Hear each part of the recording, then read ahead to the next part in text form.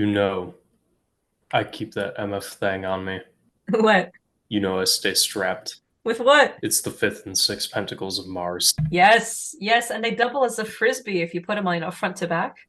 You can like, an angry demon or an assailant armed with, any weapon or anything that might injure or wound you rolls up. You can absolutely just fling that right at their forehead. Just throw both of The them and versicle, have them the stick like monocles on their eyes. versicle is Psalm 37, verse 15.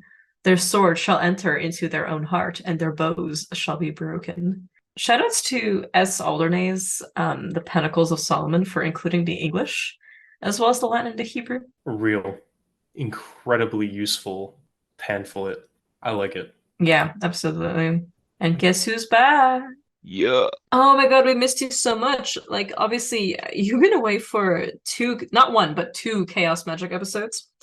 And I'm so glad you're back for this one because it's not just about protection in terms of, we'll go into the specifics later, right? We'll have an episode certainly on witch bottles, certainly on different kinds of traps and decoys and all those other kinds of things. But today we're looking specifically at diagnosing and testing your protection. So, and who better, of course, to share this episode with than you, because this is a lot of what you look into, not just astrology wise and divination wise, but within your own interests in exorcism and malefica breaking, right? I mean, it's kind of part of, keeping an eye on the encampment, right? Like it's knowing what you've got, what's in stock, how everything's functioning for sure. Yeah, I mean, I'm glad to be back. I heard there was some chaos while I was away. Episodes on chaos magic, so I've caught up and genuinely wonderful work there, fellas. But yeah, I mean, I'm glad to be back here today with you all. Hell yeah. You know what? I think we should just jump right into it because I'm so excited about this material. Yes. Hell yeah. Let's cut to the music.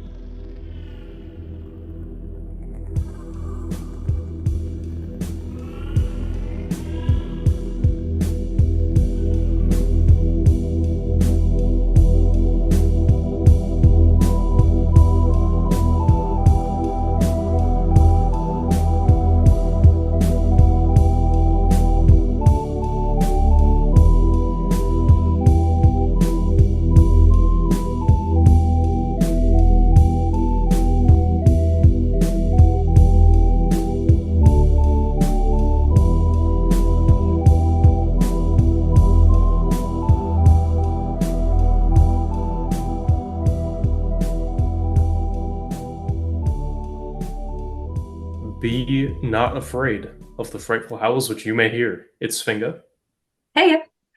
Salt, Yo. Uncle Salt, and bottles full of broken nails and tangled threads key. Oh We're shit. doing we're doing protection shit today. We are, and this would be a great name for the bottle, episode that we'll eventually do, but I think that it works here because that's two on the nose for Mhm. the for the actual witch bottle episode. It should be I, it's got to be Bellarmine Key then, right? Oh yeah, definitely, Yeah, definitely has yeah, to be Bellarmine yeah. Key. 100%. Yeah, it has to be. Okay, well, that great. This is one of those times we can actually decide on the be decently ahead of time for an unscheduled episode as opposed to 2 minutes before hitting record. Okay, Mhm. great, great, great. This is good. But speaking of being prepared, uh, the gang's back together to talk about So You Think You Can Ward, or in other words, Fine armor you've got there. Dwarfen make, am I right? that's exactly how we want people to respond when they scry you. That dwarven make armor. It's gotta be glittery. Spirits gotta see that and they'll see their own fate looking back at them, knowing that like if I mess with you, I'm screwed. Mhm. They gotta roll up on you and be like, "Oh damn, this was made by the craftsmen of the gods. It was excavated from Literally, this is Dunmer ruins." yeah, exactly. There's some this is a Hephaestus make and model right here. Yeah, so we're talking about figuring out how to better check that your protection magic is working, how to test it, how to feel confident in it. Because like I said, we obviously we're gonna go into all the nitty-gritty kinds of protection magic in other episodes, but specifically I'm interested in looking at because this is a question really that came up through our Patreon Q&As, patreon.com/the Frightful Howls. If this is one of those things that I'm really fascinated by, because I thought it would be worth doing an episode on, and sooner rather than later, because this is something that all three of us have experience with, not just in terms of like actually doing protection magic or engaging with it with our spirits, but in testing things rigorously, whether it's to sell an amulet. Key did that very recently. And also in other cases to understand what is actually being done for us. How is this magic actually enhancing us? How do we know if it's working? And especially when it's hard to always know, and also like this is the other thing that's really been on my mind recently.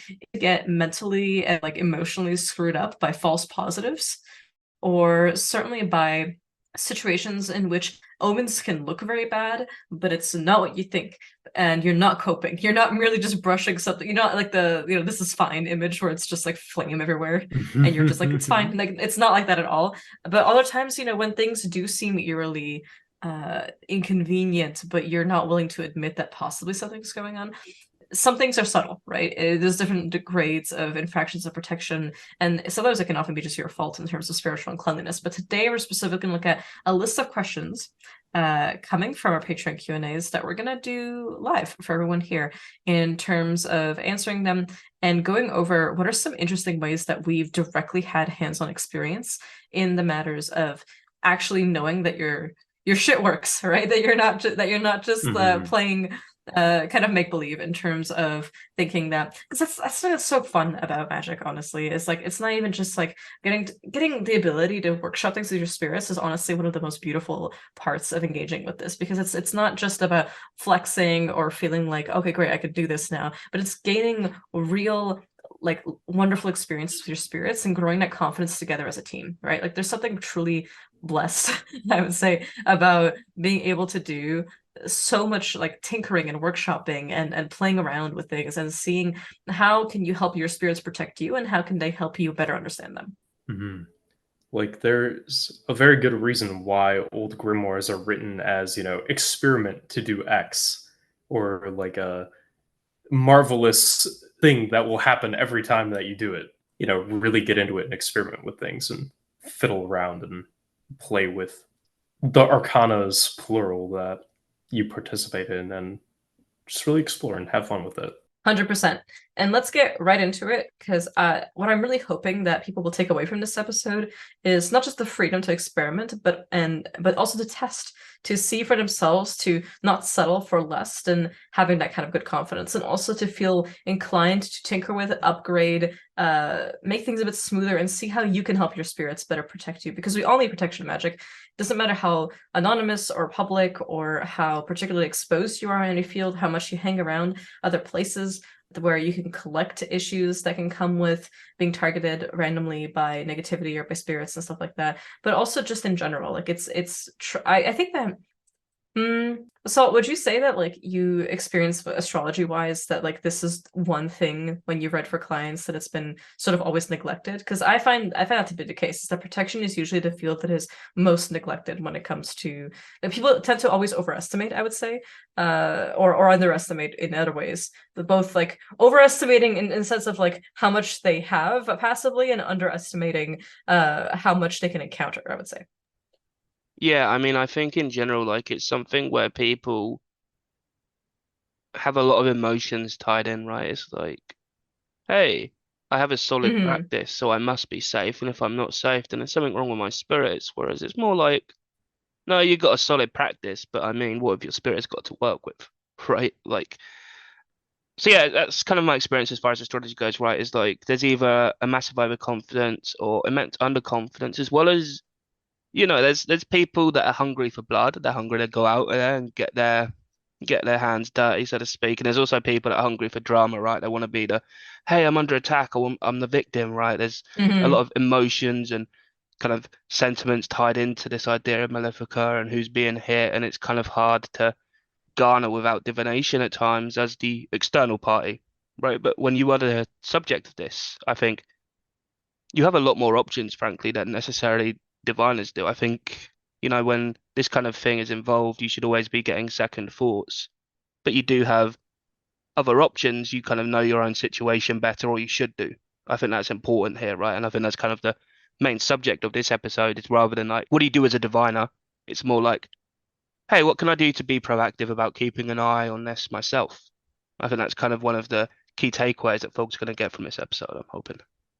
Yeah, exactly. Because like that came up in the Divination Primer episode, right? It was just this: what happens when clients don't like the message that you give them? Like, no, you're not cursed. Like, I know you want to think that you are, because that would help you explain negativity or bad luck in your life. But sometimes things are just unfortunate. Sometimes things are just kind of miserable or unlucky because that's the circumstance. Like, it's just not a fortunate one in general. And you can see that obviously in the definition that the situation isn't good, but doesn't mean that something is aggressing into it.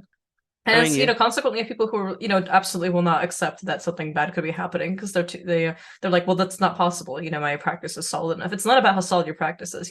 You can have amazing dwarven armor, and if you step in mud, it still gets muddy, right? You still got to clean it off. genuinely, yeah. I mean, people make this a very personal thing, whereas the reality is that it's not necessarily personal. It's not necessarily about, you can have your protections rattled because you walked into the wrong place. As you said, mud, right? Like, hey, walk through the graveyard whilst wearing this thing. The guy who lives in that particular thing doesn't like ghosts. He doesn't like dead people, and he definitely doesn't like corpses. So now you've got to fix that. Is that because of a curse, or is that because you took it through a graveyard? Yeah, exactly.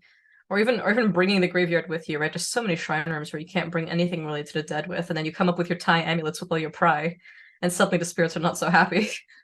Yeah, no, definitely. I think that kind of like tension can be anywhere in any practice, and so it's always good to keep an eye out for that and understand that protections can be shaken a little bit by things that aren't another person out to get you. And I just want to throw in one more thing here. I just want to say, like, if someone can't curse, please don't do 50 divinations a day asking, is this guy cursing me? Is this guy cursing me, when he's specifically not meant to be doing that? Like, because odds are, if he's got a vow that he can't curse, he's not He's cursing. not doing it. Yeah, no, it's true. And we've all had clients like that. It's weird when people get very fixated on personal beef with somebody, and like that becomes the villain in their head, right? Where it has to be that person. When you stub your toe, it has to have been that person thinking bad thoughts about you. Like, this is one of those things that I think is really essential in we've mentioned like the overconfidence, underconfidence thing. The one thing I want to mention before we get into the actual questions and topics at hand is just the matter of humility, right? Because overconfidence or like excessive self-interest, pride, is on one side of a spectrum, right? The other side of it, the opposite end, is not humility. It's, I'm going to full on Aristotle post for a second. The opposite side is, excessive self-disinterest, or excessive self-hatred. Because the mean humility is when you're not necessarily taking it personally, right? That's the golden mean, I would say. It's not about like being so in your super that you think everything bad ever happens to you is designed. It's also not so overconfident, so prideful to think that absolutely nothing bad could happen to you. I think it's just a matter of taking things as they are. And perhaps there's a stoic lesson in all of this, really, but it's taking what you are in a situation with. It doesn't matter how good your shit is, right? And moving forward and diagnosing it and taking this opportunity to learn. Because ultimately, we've all seen what happens when people spiral into not only self-doubt, but into paranoia, into grief, into obsession, into anger and frustration and bitterness and envy. And what helps bring us back to our spirits and value them more, not just in terms of the excellent allies and friends and companions that they can be for us and teachers, but also the very entities that humble us, that reveal to us that everything is so much more beyond us and so not about us. That as much as we are the main characters of our lives, we are also hopefully the humble vessels of the forces that we genuinely supplicate and hope to move through. So whether we're like witches bending fate to our needs, which requires a certain level of self-interest for sure, or whether we are simply trying to become in harmony with the very forces that our guides are manipulating for us and helping us flow into, so that we can better serve certain spirits and certain deities. I think that ultimately not taking things personally is a really important step, and that does play a role into even testing things, right? Because what happens, what doesn't work? I think out of the three of us, Key is kind of a master of just testing absolutely everything and getting excited when it doesn't work, because that means he can now make it even better. And that like, was Nekomaki and Dragon Ethics, brought to you by Swinger. Thank you, thank you. Yeah, I was just gonna say, this episode really excites me in general because I love to, pull back the curtain a little bit on what we actually mean when we say, yeah, we test our shit very rigorously before we would even dream of selling it. And Yeah, especially on the blog, like in terms of the talismans yeah, that we've sold. Yeah, it's or charms. Like this we would never put it up for sale if it hadn't gone through such a rigorous set of checks and balances between the three of us. Even if it's just one person selling it, the others test it too. mhm. Yeah, exactly. And I love testing shit, as you mentioned, because I love to see kind of how magic itself breaks to be put back together again into something, you know, newer, better, more powerful, rebuilding it from the ground up in a way that is kind of beautiful from its base components. Hell Which yeah. is, All right. Fuck yes. mhm. Let's get started then. The first thing is how actually do you check that a protection ward or some kind of magic that you've done is working when the very sign that it's working is that nothing is happening? I love the way that this is phrased as a question because I was just talking with somebody earlier this week actually about how, you cross the street hundreds of times, and a car never hits you. How many times could something have happened that your spirit's averted? Because the proof in some ways, to yourself might be, well, nothing's happening. I'm pretty safe, So that is, on the one hand, it's true. That is its own proof, And of course, that can Mhm. just be lots of people with absolutely who don't invest a lot into protection magic could have the similar kind of base luck, which is because these are uncommon events, right? We're not going to say that this necessarily is meant to happen very often, but there are some ways and very explicit ways to just be assured, like, hey talisman, hey charm, like, are you doing your thing? Like, are we still clearing the field for me? Are we making sure there's a pretty broad AoE of like luck of attracting circumstances and unluck averting forces that are swirling around me? And there is whenever I think about this, there is a particular scene that pops into my head, which is the amount of times that I've seen from in various cultures. It's not particularly one system. There are so many times that I've seen people make anti-bullet or anti-like gun talismans. Oh yes, Put yes, them on yes, yes, yes, farm yes. animals. Yeah, yeah, you know what I'm talking about, Key. Put them on farm animals and then shoot the poor animal with a musket or a rifle or something, and then zoom in on the animal and it's just fine, like it's just hanging out, like, and this is like not an armor plated anti-bullet sort of like Mhm. vest or something like that the chicken is wearing. Like, it's literally just like a little leather thing around the neck, and it's very My obviously it did actually, yeah, it very obviously did actually land. The bullet did misfire. It did actually hit the animal, but it's fine. And I've seen this from several people in terms of not in terms of videos that have been sent to me, and mhm. people I've exchanged words with, including some from like the Balkan tradition, including some from various African traditions. It is truly fascinating stuff. So when we talk about testing, that is literally one way to do it, and obviously like not one to do very often. Certainly, if you don't have the privacy to do so without people being like, "What the hell was that gunshot?" But like, you want to talk about like, oh, making sure that it's working on you even when the thing is happening, because how many times do you expect a bullet to come for you, right? If you are ever somebody who works with anti-bullet charms, because or those kind of wonderful like Norwegian Swedish black books that involve the Mhm. charms to make a rifle either fire or misfire, shoot its target, these kinds of things, like if that's something that you do work with, like this is a way to test it. Oh yeah, my favorite examples of the anti-bullet talisman tests themselves. There are two different kinds. One of which comes from a particular African tradition that will remain partially anonymized, but you can see at the end of the video where the bullet struck the talisman but didn't pierce it. And I'm like, okay, yeah, they've got juice. They know what they're doing. I respect it. And the other category of the bullet protection talisman being the prevent the bullet from firing in the first place. which I see a couple examples of throughout like Southeast Asia, like Cambodia, Thailand, Laos, Myanmar, Mhm. Mhm. where someone will, take a bullet out of a box of ammunition, load it into the gun, fire it at a target. Then they will put the talisman onto the target, take another bullet out, fire it at the target, but the gun jams every time they try as long as the talisman is there. Hell yeah. And I'm like, I like that. That's That's awesome. it's a pretty dramatic example, of how to test that, but that is a very serious But it's example literally, where yeah, and it can literally be Mhm. proven that way, right? It's like it's jamming every time, but if you shoot it at anything that's not wearing talisman, it shoots normally. That is something, and this is, I know we're starting off kind of strong with a bang, you might say. But the whole point is that you can quite literally test if something is meant to keep you safe from physical harm, right? So we mentioned the Mhm. sixth pentacle of Mars.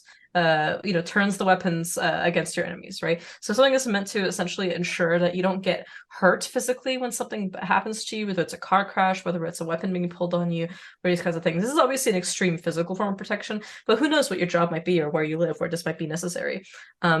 This is something that you can do, and if it's not with a gun, you can see if your talismans break by physically trying to break them.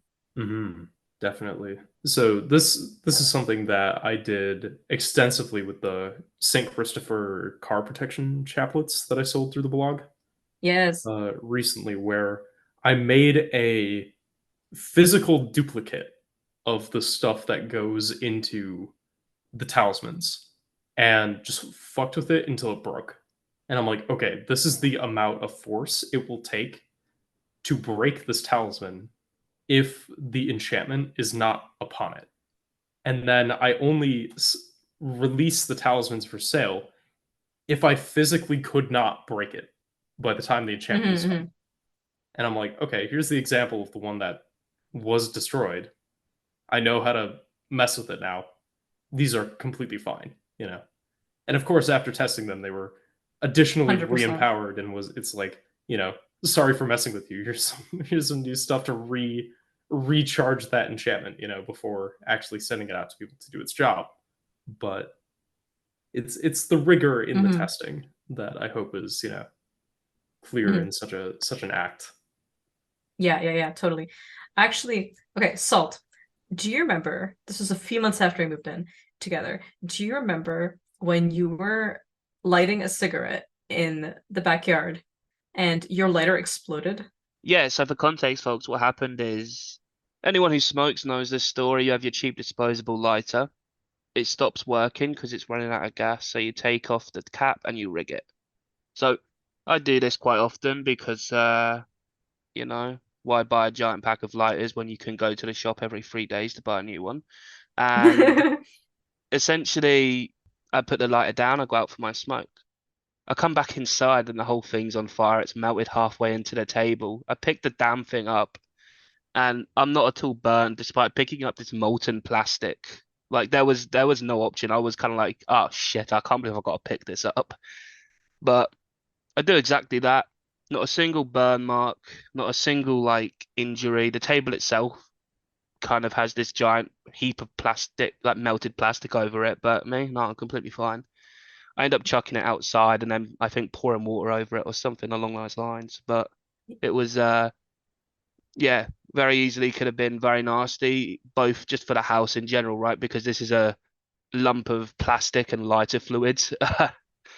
Or it could have also gone badly for myself. Like the way I remember it is that not only did it kind of explode into flames away from you in such a way that it was not going to hurt you, and then somehow, like you obviously you could have just thrown something onto it and it would have stopped being on fire on the table, but instead, like whatever decision it was that you made to pick it up and throw it out, like not only did it not hurt you, but the table actually it's not that bad. Like it's not a huge mark. I actually cleaned off most of it, and I kept the lighter as materia because this is something that I use a lot for like luck materia or for protection materia is things that are proven to have been suppressed by magic. So I did a divination on it afterwards and I saw like, was there some kind of sorcery that was involved in like how this went? And it was absolutely a yes. There was a very similar fire related incident that I've done. And there's a lot of like anti-fire protection spells, obviously, that are kind of easy to test without literally setting fire to your house. because you could just use candles or something, pretty, or even just like a fireproof cauldron or bowl, and then just like light things inside of it. Like one of the things that I remember very distinctly, I must have been like 16 or 17, living with my mom and dad, and I was doing some kind of ritual. I don't even quite remember what it was for. It might have been some kind of like basic supplication or conjuration. And when it was all finished, foolishly, right, I dispose of the charcoal into a garbage bin. And instead of like, I don't know what was going through my mind, why I thought that was a good idea. To be fair, it had been gone. Like I hadn't been burning incense in that for like at least an hour. Like it was definitely through, and the charcoal felt cold to the touch. So I just kind of crumbled it up and put it in the garbage, and I just left the room immediately. And afterwards, I'm just like hanging out downstairs, and one of my spirits shows up to me and says, "I need you to come upstairs right now." And I was like, okay. So I come up and I see there's like some kind of like smoke coming out of the garbage can, and I was like, shit, there's like papers, there's tissues in there, like this is not good, right? And so, but when I open my sight, like just in the split second, I see one of my main spirits physically, like, or I guess spiritually, if you will, putting their hand out and suppressing the flame. Like it was not even really a fire, it was just like smoke, and I could feel in my gut that this could have been a blazing fire, right? Because there was mostly tissues and paper in there, and the spirit's hand was outstretched, and I saw like some kind of like gravity field essentially warp down and suffocate the fire. It was like it's like the spirit was draining the oxygen from the sphere. So obviously I pour water in, I take it out, I let it fully finish. How long charcoals could take sometimes, right? Well, I learned that lesson then, but I definitely, because normally I just keep them in the sand where I burned them, or in the incense burner for longer. But definitely in that case, that was something that I thought to myself, I was like, wow, like I am so grateful for the satyr squares that I have drawn all over my house. I'm grateful to my spirits. I give them all extra offerings. And it's just one of those things that whenever you see a row of houses that are burnt and then the ones that are standing in some places in Pennsylvania, for example, that have satyr squares etched into them, like, aha, the anti-fire stuff. So you don't have to set fire to your house or do something stupid or make an elegant mistake that all of us are capable of doing. I think all of us have worn robes, or in my case, like skirts for certain traditions where you have to wear gendered clothes, and have passed over candles on the floor, and of course it can catch on fire and stuff like that. I think it's remarkable how many times this has literally never affected us. I've never had anything burn. I've never had absolutely anything go wrong in this way. I've had spirits light things on fire that were not on fire originally, including materia that now gleams, like it was a talisman. I've had a cross light on fire spontaneously once for one of my spirits, and now it's like golden. Like it literally was not gold originally. Now it gleams gold and is extremely warm and beautiful to the touch. And it literally, if I dip it into water and I drink the water, like my illnesses will be cured. I will feel amazing. I'll be extremely energetic. Like it's remarkable stuff. But there are ways to test these kinds of things, right? Physically, like breaking a talisman, trying to like screw with it. And I think it shouldn't be known that if there's an actual like spirit deeply inside this talisman, obviously like don't do that without their permission, because you don't want to, like, if they're seated in there even partially, like you may disrespect them by this way. So I would do it if it's just an enchantment that you're laying with a spirit. Yeah, definitely. Like I would not be breaking those talismans if there was like a guy inside there. Yeah, of course. Yeah. But a good warning to all the intrepid listeners. And speaking of satyr squares, that is, something that I would definitely encourage everyone listening to experiment with and try to do, is light a small fire and put it out by throwing a satyr square drawn on a piece of paper into it. Yeah, exactly. Because obviously, usually paper will just go up in flames. But if you've enchanted like an anti-fire charm, which satyr squares obviously do a lot more than anti-fire, but they are very much used in many places as an anti-fire mechanism. There's many like anti-lightning ones, for example, that you can try this with as well, in terms, especially like plants and wood, that is anti-fire. Nettle, very famously, Nibelkins, is anti-lightning, right? So there's many things you can do with this, but it's so fascinating when it just goes out because you put the paper on instead of the paper going out in flames as well. And there's a trick to it, but once you figure out the trick, like it is a very neat party trick to show to other people. You're like, hey, you want to see that magic's real? Check this out. It's kind of like we're talking about a DKM episode, like that breaking with consensus reality, whatever. Like just all, I have a lot of stories of when I was an ambitious and cocky teenager wanting to prove to my friends in high school that magic is real. So I would be like, "Do you want to go to Crossroads after school, and I'll show you something you'll never forget?" You know, and sometimes it's stuff like that. Like it's not quite like the PGM spells where it's like how to make an egg look like an apple. Step 1, dye it in red wine. It's not like that kind of trick, so but like good. it is. They're so good, yeah. The Dragon Yeah, it's Rouge's definitely mystical glue recipes for pottery. yeah, literally, man. Oh man. But yeah, it's wonderful stuff. And I would say that much as I've mentioned this before, but like I love doing the kind of luck drawing tests for something that's meant to bring fortune by taking it with me into the just nothing else. I ask my spirits to essentially pull back their blessings briefly so I can only see if this particular charm that I've made is affecting me. Because when I have a lot of other luck drawing things, you never know who's going to take credit for what happened to you.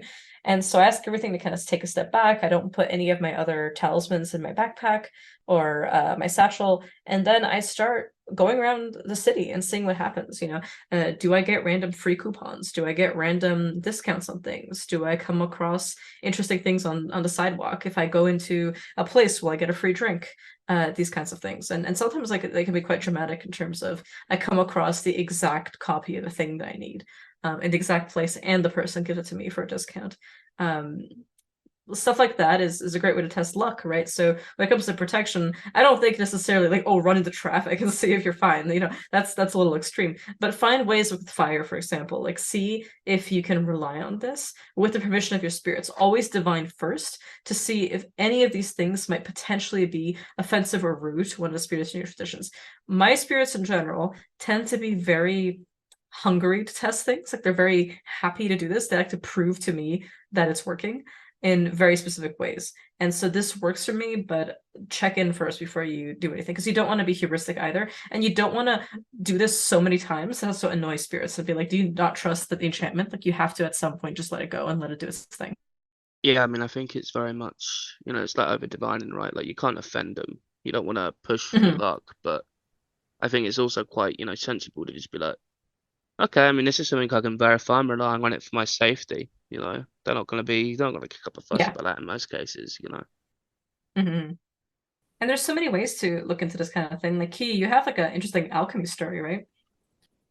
Yeah, so like one of the things that like I've done as a bit of either, multifaceted or multi-purposed, I don't know, we'll say bad vibes absorption style working. Like, the kind of the famous one of the Dominican Republic where you leave like a pile of limes somewhere in the house hidden that like absorb bad vibes and things like that. Um, Mhm.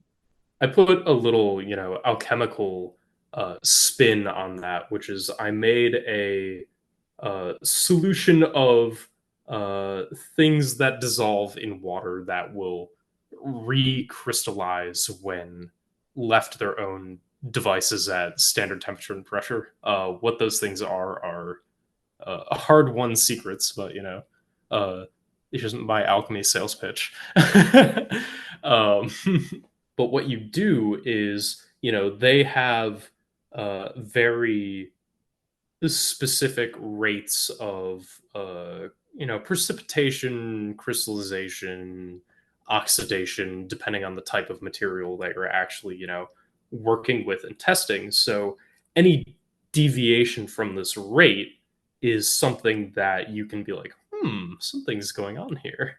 That is so cool. You are an absolute king for bringing in actual alchemy so many times into other kinds of folk magic and other kinds of like just things that you have other forms of divination to check. The fact that you make like what was it called? Was it the weather glass? The storm glass, yes. The storm glass, yeah, like stuff like that. Plus this, like I'm so happy. I made a chime once that was tied and looped through a fairly large hagstone that I collected at a beach, and I enchanted it with my spirits to just hang casually on a hook near where I kept my keys in my old room. When I was living with my parents, I was like maybe like 18 or 19 or something like that, and I would have it ring whenever something was wrong, or not necessarily like so one of the things is like my spirits will come to me to give reports often, especially spirits of mine that kind of essentially take on roles like spies that will go out and collect information for me, maybe gone for some days at a time, and it will come back and present some information for me. I'll have to get into trance and get out my divination tools and let them show things to me and keep tabs on certain things, right? You know, in terms of making sure everything's okay. This specifically was only meant to ring when there was something that was complicated or negative. So if it's positive, it's fine because it's kind of like easier to absorb in some ways. But it's specifically for bad news. So it's a bad news chime, right? And this ended up being precisely that. It wouldn't ring often. And when it did, I would make sure to not get anxious, not get worried, not like just freak out or anything like that. But I would come over to, you know, the spirits that are showing up. I would have them explain to me, and 9 out of like 10 times it was often that they wanted to talk about something that is incoming, but they want to let me know how to stop it from coming. So like they detect that something bad might happen and they tell me something. It can be simple advice like don't procrastinate on this one thing, make sure you get this done super early, because we just saw a situation in which the bureaucratic process in among humans that you need to approve this is going to not work out very well. So you need to get on it earlier so that you're fine, even if other people aren't. And in that way, and that was usually the case. You know, I think the one time that it really was something that was negative and was going to happen very shortly, like that day was going to happen to someone that I knew, I was still able to soften that blow, not hugely, not just by telling this person ahead of time, but like as like I just texted immediately afterwards, but also in terms of immediately like spending, I would say 3 to 4 hours in ritual, unknotting those particular wounds and echoes and fate to ensure that while something, you know, negative did happen, it was so softened by my spirits to the point that what could have been genuinely like, I'm trying not to obviously give a detail on it because it's, you know, obviously for the privacy of the person for whom it happened to, but it could have been like a career ending. And this is someone that is very close to me, and I want to make sure I asked my spirits to keep watch over them with that person's permission. And it ended up being literally like a forgettable moment. Like it was really bad in the moment because obviously it was super stressful, but anything that could have gone wrong in terms of other people who had to look into investigative reports and other people who could have been, you know, essentially like archiving this to be a permanent thing on their record, like nothing happened, you know, like it was unpleasant in the moment and it was very stressful for them, but once it was gone, and nothing, no like trace of it remains. You cannot like find this in any file that it ever happened in the first place, when it could have been something that would have been a permanent stain on the record. I think there's really something to be said for the, you know, I guess almost prophylaxis of it, where it's like, okay, I know it's coming. I'm gonna unmake this now.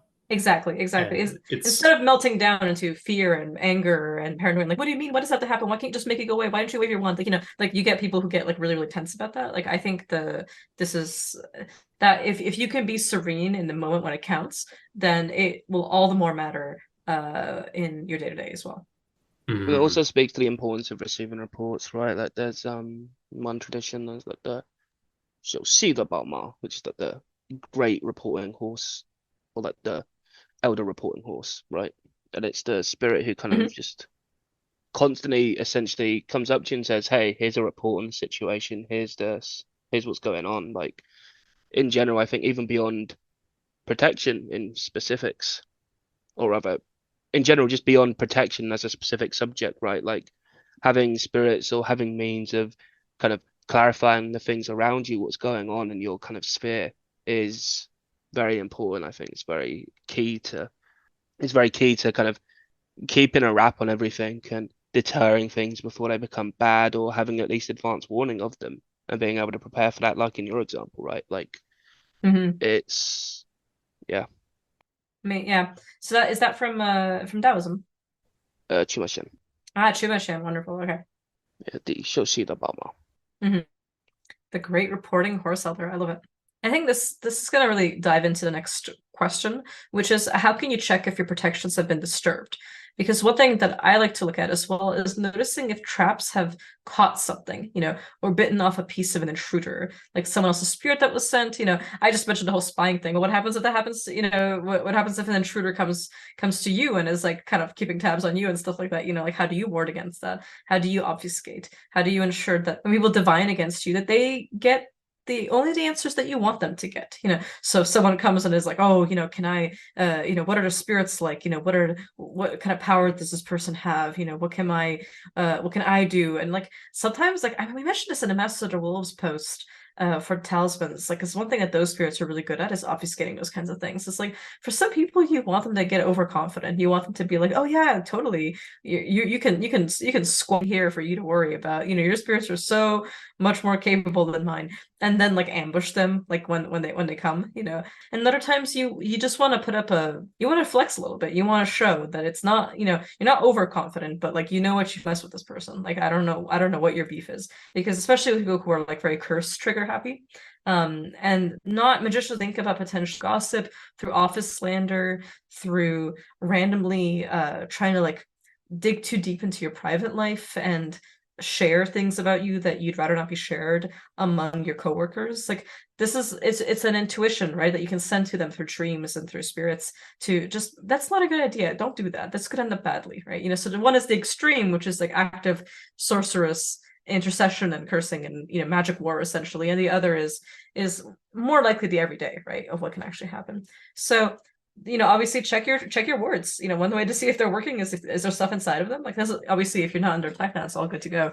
But like, just see, is there something trapped? Is there something that your spirits can now, kind of like on a spider's web, use a cocoon and trace back and like digest and reveal to you where this came from? And was it because you made an error and offended a spirit because of where you were, or is it because something is actually interceding? So, but yes, our next question is, how can you check if your protections have been disturbed? One of my favorite methods for constructing protection talismans or vessels or things like this, or even as something that you can attach to the vessel of your spirits should they kind of confirm it and agree to it and dictate the process of making this to you, is like a physical trigger of some kind that can indicate to you that this happens. So like, think of the example you gave with like the wind chimes, you know what I mean, where it's like it will ring if something happens.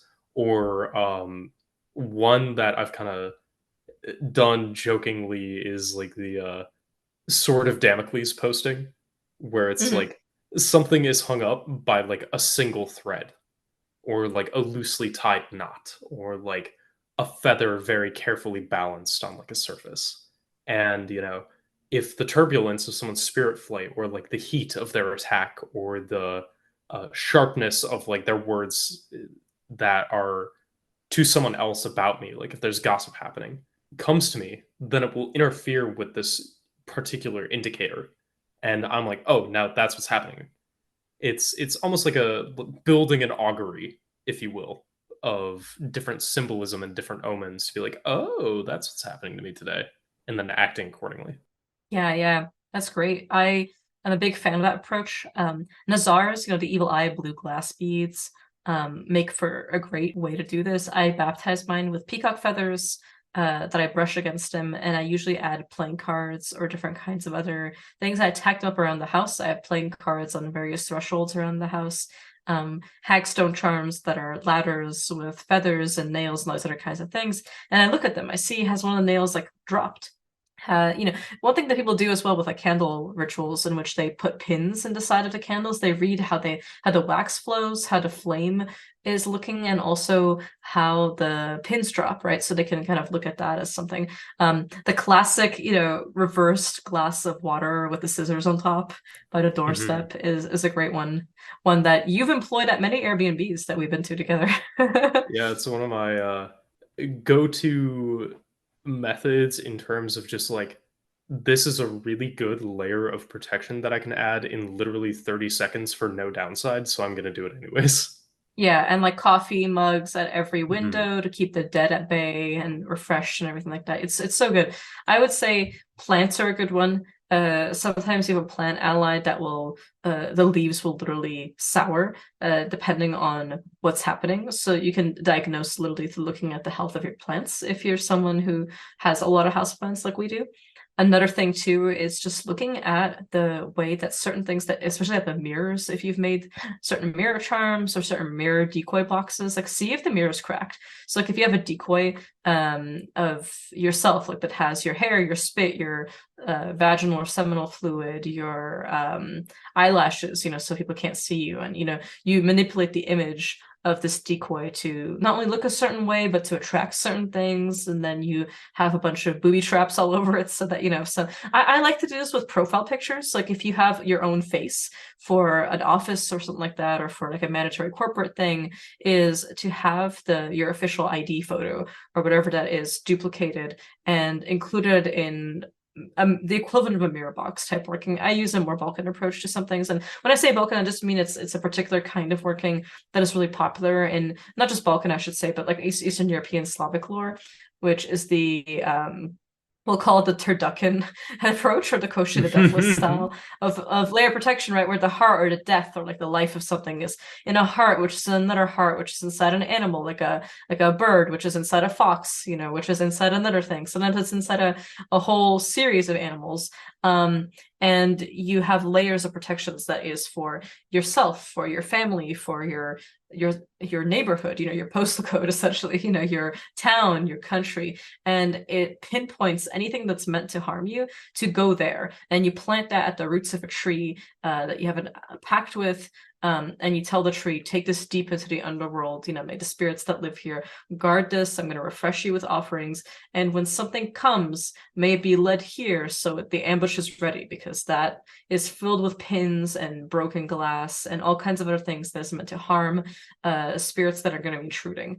And that way as well, when you're in spirit flight, you can lead enemies into this area, and not just enemies, like that sounds a little bit like you're constantly in a fight or something like that, but it could also be just like currents of unluck, of misfortune, that you can lead it to there, have that absorb it or break it ahead of time by watching the way that it's like kind of scent cloud, buzzes its way over to where your decoy is. Like these kinds of things are really great when it comes to things that are publicly associated with you. So whether it's a pseudonym or an image or something kind of like that, it's good to kind of ensure, because people are, there's good scryers out there, and it's good to let them, see what you want them to see, including like positive glamours. And then there's always something positive there in terms of like, if everything's fine, this is what you see. But if something isn't fine, then know this, may your tongue be pierced so that you don't gossip about me, and so on and so forth. Or if you do, that it's exposed for the lie that it is. May the truth shine through, and may I only suffer the consequences of my own actions and not the slander of others. May I only be punished for that which I actually did. So so I think that having those kinds of words. I was going to talk about decoys and booby trapping afterwards, but I think honestly this is entirely sufficient. It's important, right? Because sometimes you have a spirit shrine that wants to be praised publicly, so it wants to be photographed and shared. There are lots of shrines that I would never ever show an image of, and the spirit is so private that even has to be veiled. It cannot see sunlight. It's not even meant to be in my house. It has to be in a forest near it, and it's not going to be shown to people, including guests, right? Sometimes like people see your shrines, and when they come over to your house, and some things they're not allowed to see, so it's in a forest and not in my home. And in that way, I would say that it's also good to. There's always protections you can include in your shrines, washes that you can put on the shelf or on the table, and these other kinds of things to ensure that the spirit is only promoted through being seen in this way and not vampirized. Nothing on it can be necessarily taken from the knowledge of what this is. Because people, I've seen things going around the internet where they're just like, oh, if you post a picture of a shrine that you have, people can like, take from that if they know what they're doing. I mean, sure, you can say that about anything, but like that implies that you haven't booby trapped the shit out of everything, and your spirits likely do this without even asking if you have it really really well done. Like they'll do this themselves because they have their own protection. They don't necessarily even need you to do anything for them, unless they ask like, hey, I would like 4 railroad spikes, and I would like this many blackthorn spikes as well, and I would like this particular thing on my shrine, that, and then I will do the rest with it. That's one thing. But sometimes they just do it on their own without even needing materia. It is what it is. I think it's worth noting the whole booby trapping thing, because wards are really good at protection this way. And so when it talks about like checking your protection of the disturb as that kind of like testing of it, you'll know, because you'll see if a mirror has cracked. You'll notice if something has changed. You'll notice if like the water in something is suddenly murky. Sometimes like I keep next to a decoy a glass of water and I change it pretty frequently. But if it suddenly becomes super murky, or if all the glasses of water on many of your shrines become really murky at the same time and remain so even after you've cleaned them, that's obviously a major sign, and that's something that you should definitely take seriously. And I should say, same thing with food spoiling quickly. Usually I find that when I offer food to spirits, I don't know about you guys, but like in general, when I offer food to spirits, it doesn't really spoil. So if it is spoiling quickly, that's usually a sign for me too, especially if it's feeding a talisman or a decoy or something like that. Yeah, definitely. Like food offering wise, I noticed that like it almost always just kind of like desiccates in a way, as opposed to going bad. Like it just kind of dries up and is hanging out. But when it actually goes bad, it's Yeah, like, yeah, okay, something's off here, you know. And it doesn't mean something bad necessarily. It could just mean like the spirit traps something in the food and now it wants you to go put it out there. Like there's just as like an example, there was a period where I was leaving out like a bowl of rice every day for like a particular spirit, because that bowl of rice was being used to like trap just a particular misfortune that had worked its way into my fate at that time, And he's like, let me divert this for you. And oh my god, that bowl of rice would be like fucking nasty by the end of the day. But as soon as it cleared up, it's like completely back to normal. And I'm like, okay, nice. Thanks for trapping that. Here's another bowl of rice. Yeah, and you get another one. Yeah, absolutely. One thing that I've definitely started to employ is wards around my bed. I'm a frequent spirit flyer. Salt can attest to how often this happens. And so I have hackstone, like a 2-hold hackstone hanging by white horsehair over my bed. We talked about the anti-nightmare one. We also have a number of PGM phylacteries under the bed and over it, and pentacles, as well as the protection talismans from the Discovery of Witchcraft, a horseshoe that's upright with the Zars attached to it, and blessed thread and everything like that. There's quite a few things that are just kind of hanging around. And I also have I can't name what they are or describe them because it's meant to be a secret between me and my spirits, but I have things around that will eat and take off things that I accidentally bring back when I'm coming back into my body from spirit flight. So if there's something like, if I've tracked mud into the home, so when I'm coming back into my body, or if I've dreamed true and there's something that's kind of like a negative omen that's come up in the dream, there's things that live near my bed that will take that from me and digest it and ensure that I'm clean when I wake up, so that it doesn't influence my emotions in the sense of make me erratic or make me paranoid or kind of unhappy. And I can, if I'm ever worried about it, I can always check it with divination again. But I feed that pretty regularly, and it's become very helpful to have those kinds of spirits around at my bedside who are essentially kind of like leeches, like sucking off the impurities. What's a little bloodletting between friends, right? Yeah, definitely. That's a very fun approach to it. Is like, okay, eat off the gunk, eat off the rot. Exactly, and it's necessary, especially for those of us who fly frequently. Yeah. Frequent flyers. You've get your air miles collected. Oh my god.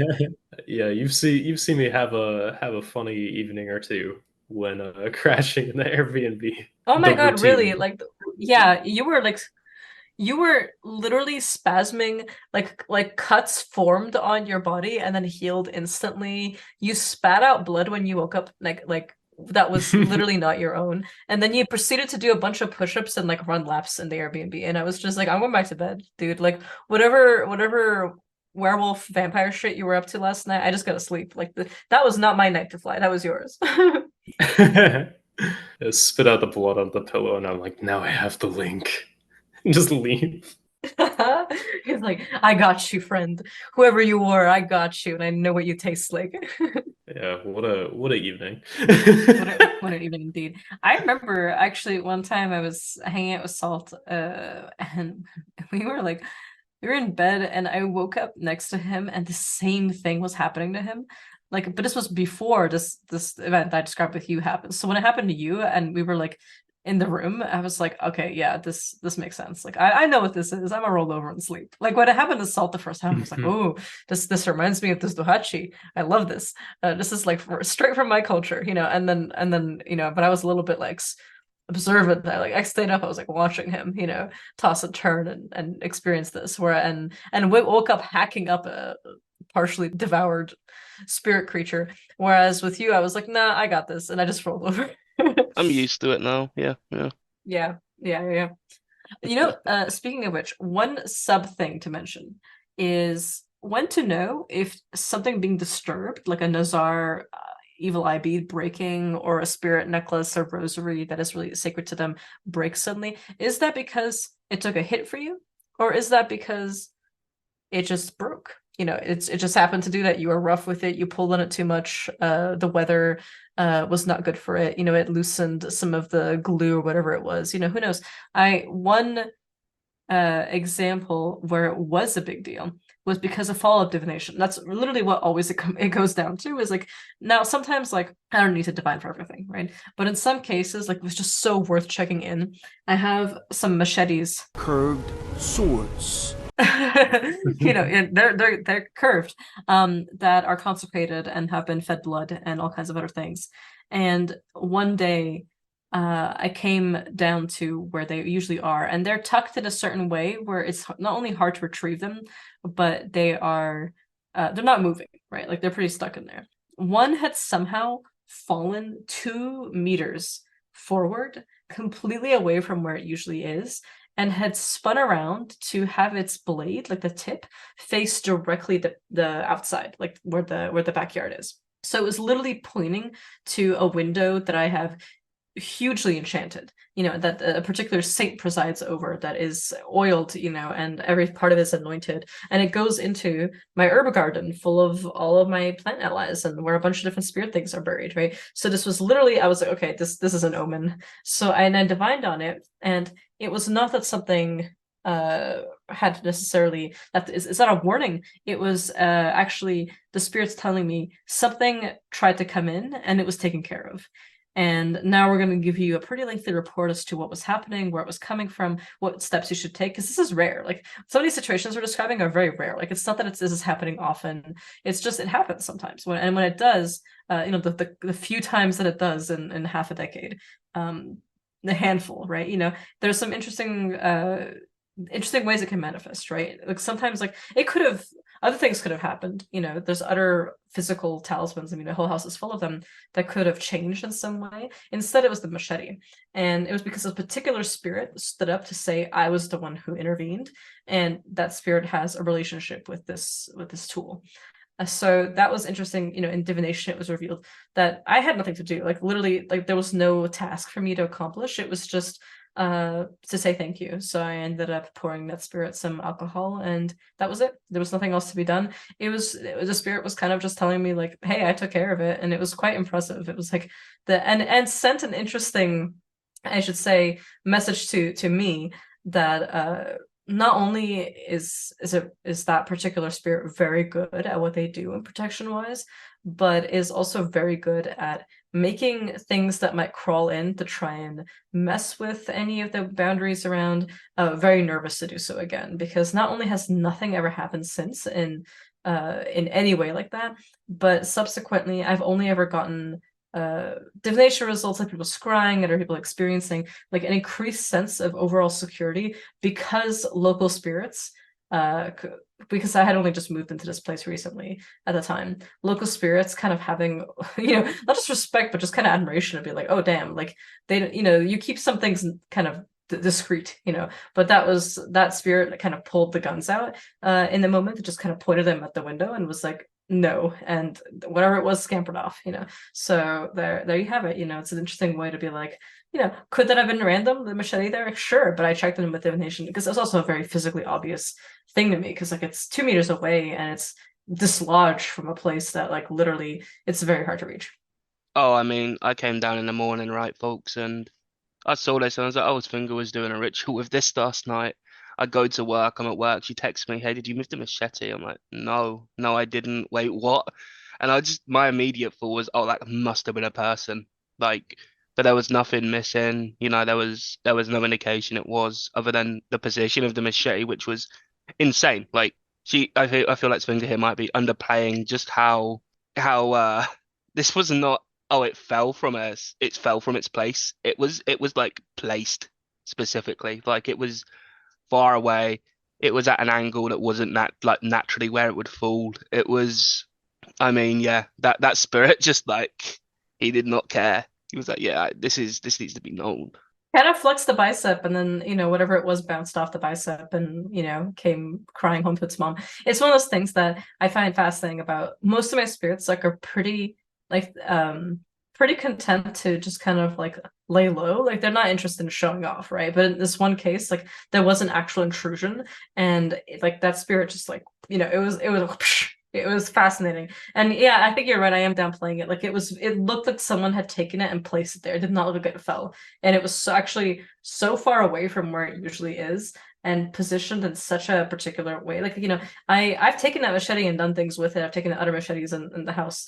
Apparently a machete enjoyer, and like burned candles on them, placed them over certain things. Like you know, Salt see me move them.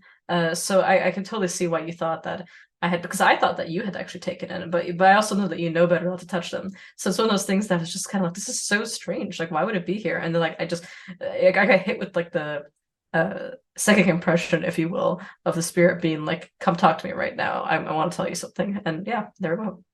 I think another thing to talk about is the counter story of when something pretty dramatic happens and it literally isn't a big deal. Oh man.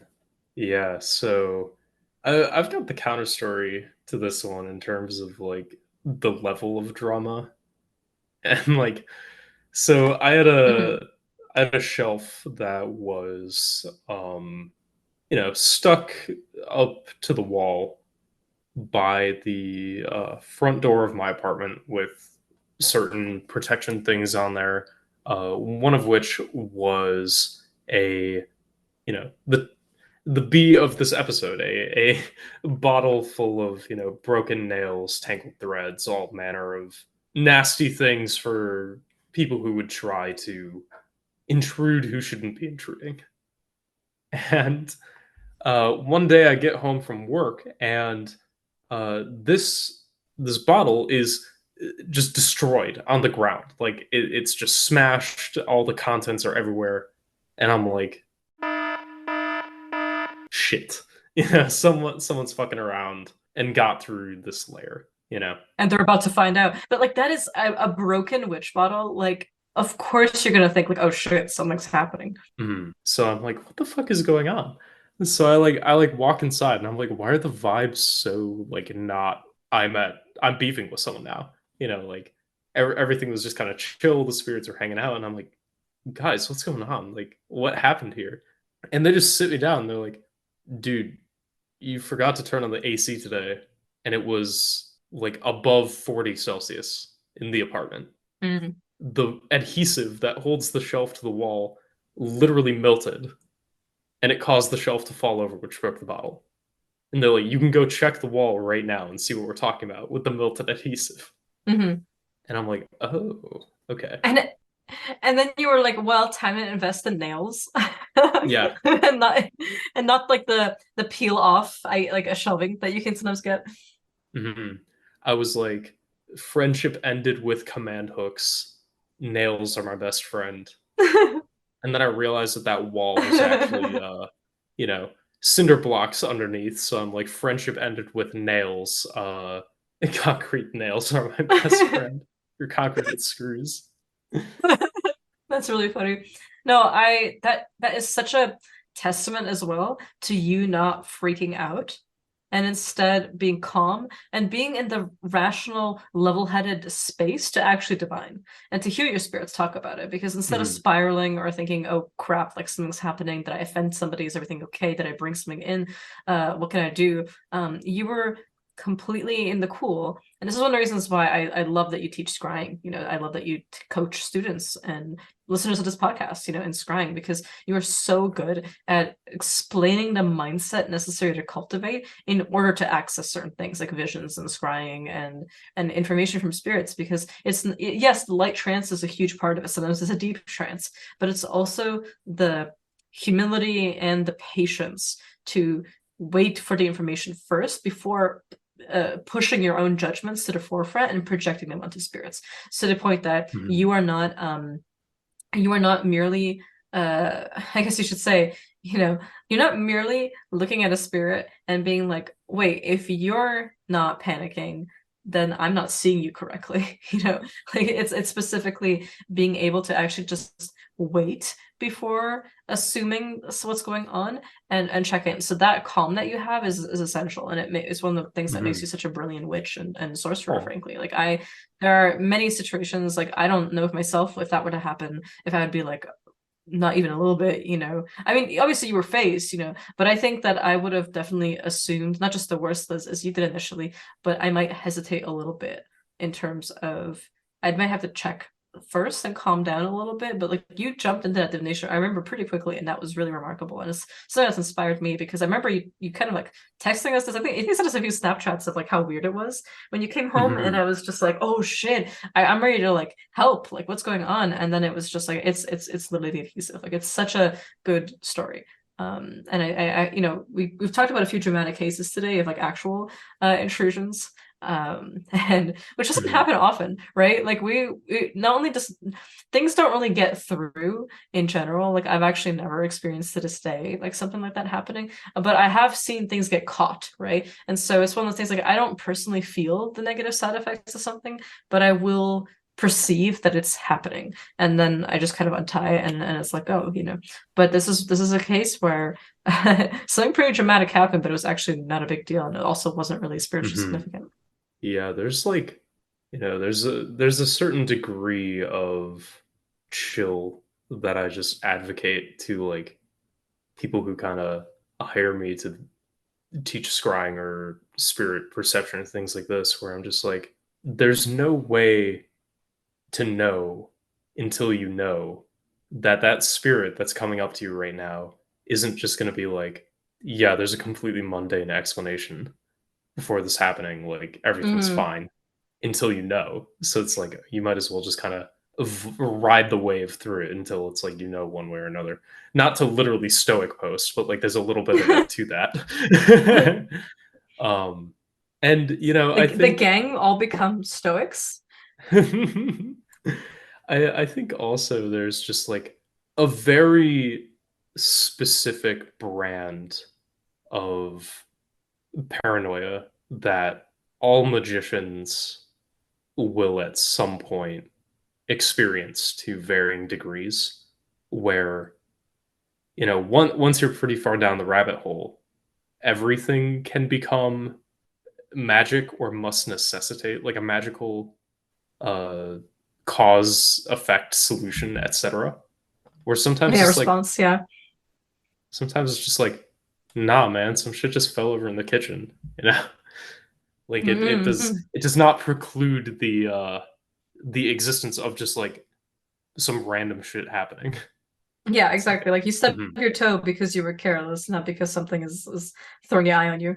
But if you're dropping everything, right? If every plate is breaking, if you're randomly shattering things, if you're constantly hitting yourself, if you're missing every bus, then now's the time to check in. If every egg that you crack to make breakfast is coming out with like bloody yolks that have the faces of your enemies in them. Who you call an egghead? Not to reference that one video, but like there was a healer in I think it was like northern Thailand who was possessed by a deity and was like cleansing someone with an egg, like rubbing it Mhm. over their body because they're like, oh, this person has been cursed by like one of 3 possible shamans. So we're gonna figure out which one it is. Mhm. Cracks the egg onto a plate, and there's a leech inside of the egg that morphs into the face of the one shaman that cursed the person. And the That's deity is actually just like, nice. Yeah, it really is. It's some good shit, you know. So if that's happening to you Mhm. in your frying pan, you know, look into it. But Hell yeah. it's all just to say, you know, there's a degree of discernment that does everyone a great deal of good to cultivate. Yeah, like especially in stressful situations, as we're kind of talking about today with the nature of protection magic. It's like, can you protect your own psyche?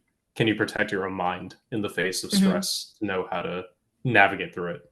There, And like even in the example of when I had one second, sorry, just even in the example earlier of this person that I had sent spirits to kind of look out for, and this awful thing was about to happen to them. Like if I that person afterwards was so distraught and so worried about their reputation and about it wasn't even their fault. Nothing like it wasn't nothing that they did. It was just a circumstance that happened around them. They were implicated by because of their job. Were so frustrated and sad and depressed and just distraught about the situation that if I exhibited those same and this is all very warranted, you know what I mean? Like I don't blame this person at all. Like they're not gonna suddenly turn to Marcus Aurelius, or Zeno of Citium, or Zeno of Citium, excuse me, out of nowhere. I think that it's really because I was the one who I realized like I had to do something about this magically. I had to be calm, and I usually am. Like I would say that in most situations, like I'm pretty much the one that's not panicking. But in this case, like my heart was so moved by this person and knowing what was coming that like but if I had stayed in that place I wouldn't have been able to enter the trance I needed to talk to my spirits and work for their favor. Sorry, Salt, you were gonna say something. yeah, I think his example shows as well, like you're also protecting your relationships with your spirits, right? Like Yeah, yeah, yeah. that's the first thing that people are going to target. I mean, one of the I don't throw, but one of the main protections I have is anyone coming at me. What's targeted? It's your ancestors, man. Like, granddad's gonna have to Mhm. start holding you back, you know? Like, it's that kind of thing. And it's always the first thing that's gonna be on the target of an aggressor or an opposing force in this kind of practice, right? Is like, how do demons get to you? They isolate you from your spirits. How do other Yeah. practitioners get to you? They hit your patron spirit, or they get your less less emotionally or like, honor bound spirits to turn on you. Like that's kind of part Mhm, and mhm. parcel. It's like the OG, right? They bribe them, yeah, yeah. And I think one of the ways we can deal with that is kind of inspections. Is what I call it, is like kind of an inspection of the camp, or I guess court is kind of more popular word here, is just to basically take inventory and stock of every single spirit you have. Be like, and like one of the ways you can do this, for example, is just, all right, Huang Arlong, and that spirit comes, and you kind of, you just talk to that spirit for like 5 seconds. Nothing to report. Okay, it's all good. And then you call the next spirit, and then you call the next spirit, and then you call the next spirit. And each one of them will have a different thing, right? Like some of them have nothing to report. Some of them have like, go on an hour-long rant to you about X, Y, Z. Maybe not the most relevant, but it's spending time with spirits as well, right? But the main benefit of this and like this big, broader that's why I call it an inspection, right? It's because you're calling up every single spirit, you're kind of getting a feel. It kind of reiterates and builds on what we were saying earlier about reporting spirits, right? Who can tell you. Mhm. But this is more proactive. It's not just, oh, yes, I have a spirit who's going to tell me urgent things, but it's actively going to those spirits and getting that information from them, which can help you, maybe there's a hole in your defenses, maybe there's something that's leeching or siphoning wealth, right? Like a hole in a bucket.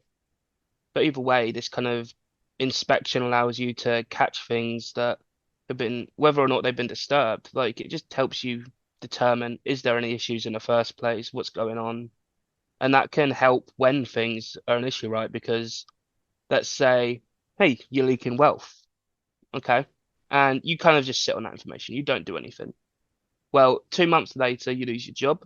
And at that point, no one's cursing you, most likely, right? What's happened is you just left that unattended for a long time. Like that kind of Mhm. thing.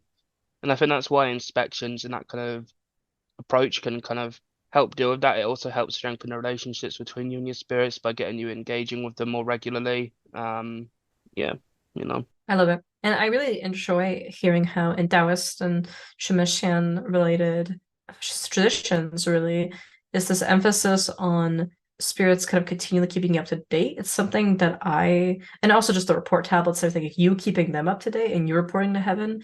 I experienced this to a lesser degree because of what I mentioned in the beginning of the episodes, right? The way that my spirits kind of like keep me posted on various changes and things, including the status of various situations in the local land spirits, which is something I want to talk about shortly. But I find that absolutely fascinating, and I'm really glad you shared it. Yeah, I mean, I think it's one of the I think it's one of those kind of elements that come implicit when a practice is like thriving and like, you know, living, so to speak, because you have interaction with everything else around you. I think that's kind of one of the major differences between like picking up books of old magic, right? Is that necessarily gonna deal with things like the terrestrial, like, you know, land god or whatever. It's gonna focus mostly on like named spirits, particular spirits. But like when you look at these traditions that are living, I mean, who's the first gods you worship? It's usually the kitchen god. It's usually the average layman doesn't worship the three pure ones. He's worshipping Zul'jun because he's the big man who's nearby. He's the one who's also taking reports about you. Yeah. That's the thing too, is like they get to know what you're up to too, and they get to know if you've been helpful and loyal and good. Something that actually comes to mind with that is like another question that I want to explore with you guys, and this can be quite brief, is it's very similar to when it comes to like testing your protections, right? It's like checking if they've been disturbed. Another thing is like, what happens if a thing does break? Let's say it actually does fall apart. How do you know if it's a good thing or a bad thing? Something that's bad because it took a hit for you, right? And of course, with divination, that can be revealed pretty quickly in terms of like, oh yeah, the reason your sacred necklace to your spirit broke, it's because they were protecting you, you know, and it took a hit for you. You're fine, but now it's time to address it and remake it and do something with the beads that fell to the ground. Sometimes though it could just be obviously random, like the whole glue example, the adhesive, you know, sometimes it's like, well, the knot was slacking and you've worn it for well over a decade now, and the sweat and everything, it mixed with it and it had it broke. Another thing though is sometimes it can be a good thing when it breaks, and this seems a little counterintuitive, but I think we all have some experience with this happening. Key, I think you were telling me a little bit earlier about one such case, right? Yes. So this example is a very bizarre happening in my apartment again, where my expedite shrine, I get home one day and it's just in complete disarray. Like it looks like someone just trashed it, you know what I mean? But like everything else is fine. Everything around it's untouched. So I'm like, what the fuck's going on? And as I'm like kind of digging through the rubble, I find my expedite statue that is like decapitated. Like the head of it has broken off. And I'm like, what the Which is fuck? the way the saint died. Yeah, right. So I'm like, what the fuck is going on? You know, so I'm like, I'm immediately like, okay, I'm talking about this. You know, I need to be talking to these spirits, and it is a message that I hadn't heard coming through in a way that I would be forced to address it. You know, where it's like, it's just something that like in the report, as Salt kind of mentioned earlier, it was something that wasn't upkept. It was something that wasn't addressed going on in my life at the time, you know. And so he's like, hey, do this shit literally right now. And by showing you the way he was martyred, which is because he decided to do it today, right? To convert to Christianity today and not tomorrow. Exactly, you know.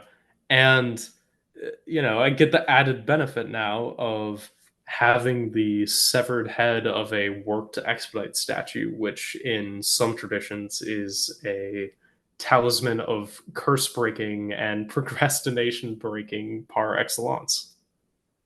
When you told us that, I was pretty blown away because, we talked about like the shattered bottle and that being a pretty like a thing that can obviously make you panic, but like a severed, decapitated, worked statue, like one that you've loaded, that you made that very complicated matrix that you posted about. Mhm. Yeah, I'll include a link to it in our show notes for our patrons. But like, it was truly a situation in which this was a statue that you've loaded with so much, and you've consecrated, you've worked it so hard for it to be broken like that. You think, well, something happened. Did I offend the saint? Did something occur?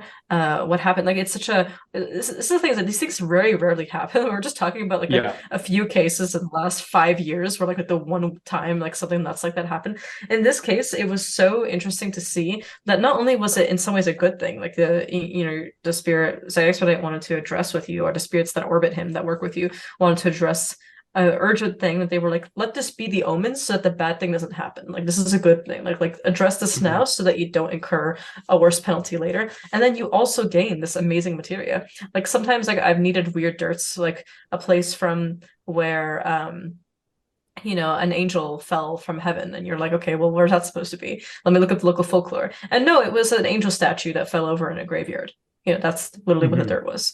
And those kinds of things, like I've some of those like little cherub statues you see in cemeteries, like I've collected like the fingers and the hands off of them because they were broken. Like, I needed the angel fingers literally for something, and that wasn't a euphemism for a plant. Like, it was literal angel fingers, and I found the severed fingers from a statue in a cemetery. Like, I found a lot of like weird shit like that in cemeteries, and broken glass and those other kinds of things, that end up being literally what a spirit asked for, and they were like, you'll find it there. And I'm like, okay, I think I see where you're going with this. But like, you now have this amazing piece of materia that, as you said, in some traditions of workings with Saint Expedite, is literally like the anti-curse talisman par excellence, is the severed head, of the statue. So like, but you don't want to break it yourself, right? It's kind of weird.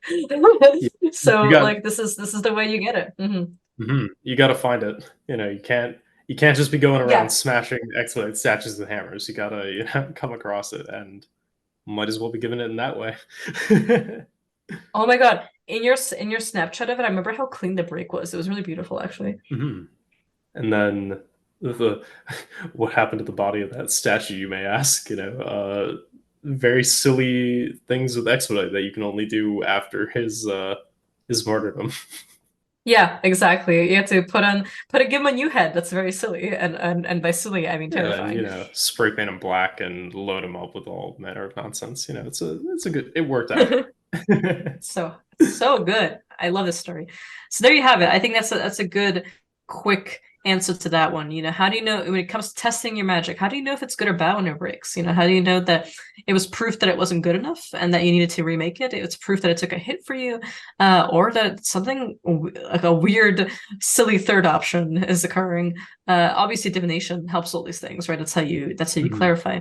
But in this case, sometimes it's literally in the way it was. If it was completely shattered, that would be one thing. But the clean break, and the fact that nothing else was harmed, like that already, I think, even without divination, gives you a kind of indication that things are better than they seem. Yeah, like it definitely gives you pause to be like, wait a minute, why would it only be this? Why would it be in this manner? Like doing almost like the crime scene analysis of like what happened here, being like, the symbolism. I get it now. Yeah, I can see it. Jungle is massive. Oh man. But yeah, sometimes it's like the manner in which the thing breaks is the omen unto itself. Like the kind of the example of like what happens if the necklace you have for a spirit breaks. Like, where on the necklace does it break? In what manner does it break? Do the beads fall on the ground in some way that composes an augury or something like this? No, 100%. That's such a good point. And I think that I've only had a sacred necklace break once, and it was definitely for a good reason. It did not take a hit for me. It did not trap negativity. It was 100%. There was a good reason that it was occurring.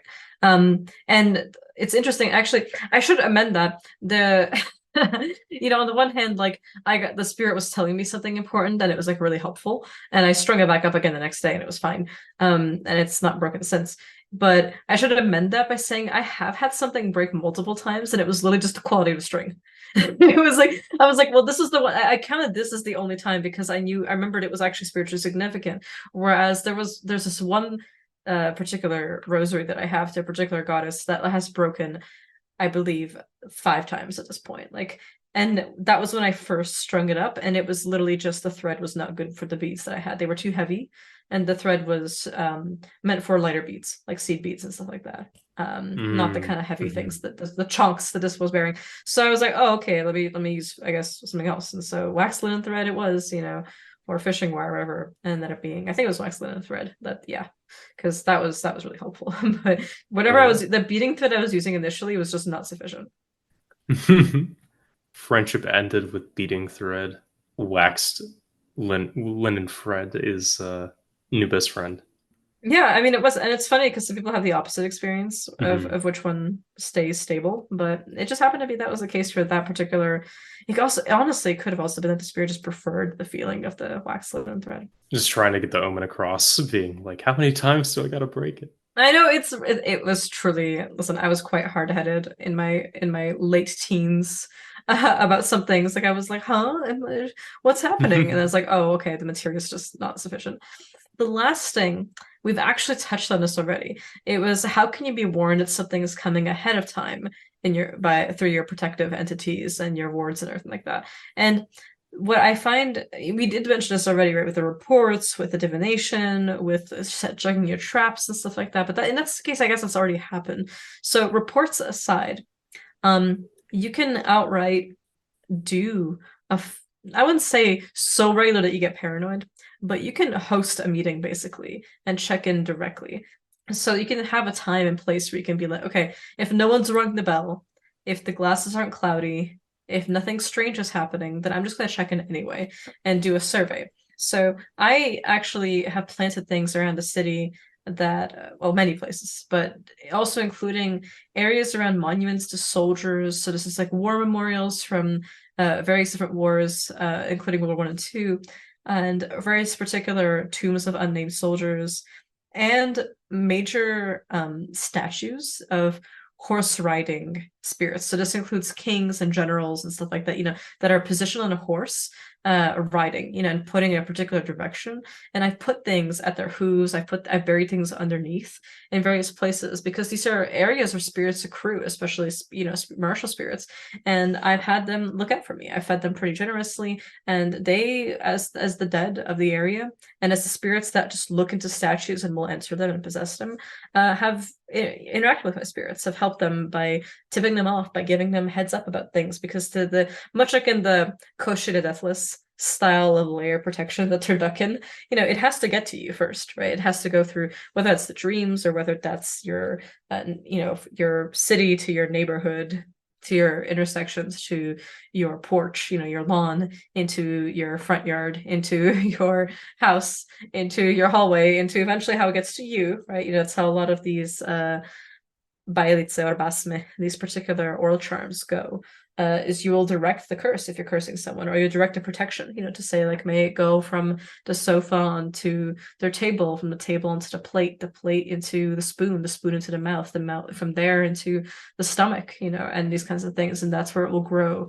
These kinds of things are hugely used, and so I think one aspect of that that's good is to see what each of these areas are, and who is watching them. It's not always going to be your court. It can be land spirits that you have a good relationship with, and if you've been feeding them very well, including your house spirit, your land spirit, they all interact, right? The ones nearby, the local graves, the cemetery guardians, the local forests, making sure that even if you just say a hello every time you pass through, or offer one little coin or something, it can hugely build these matrices of relationships. And I like to focus them around these sort of martial monuments, including barracks and these kinds of things, because this is where I've noticed spirits really gathered that are already doing this. This also includes major organizing buildings that overlook places of great movement. So this is the train station, the courthouses, prominent police stations, jails sometimes, depending on where you are. Depends also what your spirits advise, right? The main financial streets and sectors where lots of like the huge banks are and like where their main headquarters are, like where things happen, where the news reaches first, and also of course news agencies. So this is where I plant certain things to accrue a particular kind of relationship between the general spirits that are around that area and mine. And so when I look into reports, I don't want to have my spirits running around collecting information all the time. I want to make sure that they have a currency, essentially social currency, that can purchase into the land that I'm on. And this is why sometimes like feasts that I've offered to my spirits, I will take pieces of and bunch up in cloth and distribute to various places of power in the city and tell them, eat with my spirits. Like I'm literally handing out the leftovers, I'm handing out the party favors, eat with them, and know that I'm around, I'm staying here, I'm not moving yet. And when I do, you'll know. But until then, keep me in mind. Make sure, remember me, be around, and help me out when I need it. Because I'll help you out too. I'll remember you. And that's something that is really, I think this is one of the reasons some of my spirits like insist, like if they're around, like I can't refuse somebody who asks me money on the street. So if some person who's coming up to me and needs money for cigarettes or is just homeless and is asking for change, I can't say no when that spirit is heavy on me, because this is one of the ways I move through the city as well, is through the generosity of these little moments. So that's something that I would say helps with being warned ahead of time. In terms of, before it hits your wards or before it shatters your Nazar or something like that, how can you know what's going on? In this case, the chime example I gave is a big one, but I also like to enable my spirits to have an easier time collecting this information in the first place so that they're not stretched thin. And that's really by plugging them into this matrix. Mm-hmm. Yeah, I think, the doing the opposite of the classic wizard move of isolating oneself up in a tower somewhere and kind of doing the own thing is really one of the best ways to ensure that protection can come from sources that aren't just the tower itself, where it's like, how do you move around effectively in the world knowing that bad things could happen, as opposed to like shutting yourself away. It's like, well, you make friends with the things that are like, hey, turn on this street, don't go that way right now, or like, hey, here's a little fortune for you on the side. Yeah, and exactly. all these examples that it's like, okay, world's a scary place, I'm just gonna make sure I'm all right, and doing so by just being integrated into that world is some good shit. Like one of the examples that I kind of like to conceptualize this as, especially like living in kind of like a larger city as I do, it's like learning the names of every person who can live in your apartment building will grant like weird pacts with that land in some ways. Yeah. Mm-hmm. Where it's like, okay, now you're a member of a community. Now you're no longer just the guy up in the wizard tower. Yeah, now you've made an effort, especially if you live in North America, you've made an effort to understand how do indigenous people offer to their spirits here. I've been very fortunate to attend ceremonies and been really welcomed by people to learn more, to know exactly how to do it, like what is the method, like how can you help, and to actually be aware that this land has had its stewards for much longer than ever. I'm a first generation immigrant. Like I came here from Eastern Europe when I was very young, and I had to transplant a lot of my practice and had to be away from my dead physically, right? I don't have anyone from my family that's buried here. But then I also wanted to learn about the peoples who have been here long before colonization occurred. And so that's one of those things that like attending ceremonies and attending workshops has been incredibly, humbling and just beautiful to have people who welcome me with and not just with open arms, but with a passion and a sincerity to share, so that more people are living with a better relationship with the land here. And that's absolutely something that's important. We opened this up with like talking about like testing your magic, but like what about being in the right relationship with the spirits that you're so happy to be playing around with this stuff with, in terms of those of us who do magic for its own sake, just because we're excited and passionate about getting better at it. We don't exist in a vacuum. We exist in infinite matrices of relationships, whether we're aware of them or not. And the more we're ignorant of them, the more we lose out on really important connections, and the more we do ourselves a major disservice. So I think this is a real thing with, looking at the dead, looking at the history, and also just paying close attention to the way that we make our marks in this world. Are we someone that spirits are happy to assist? They're neutral at in general, but at times happy to assist because of what we do and how much we pay it forward with our offerings and with our devotion. Like an offerings is not just pouring milk and cream and butter and honey out onto into a bowl on your lawn or on a rock. This is also picking up trash. This is a major offering I do very often for certain spirits. Is I go up and I clean up. I pick up trash. I move things to the side. I make sure that in the area in which I live, things are pretty spotless.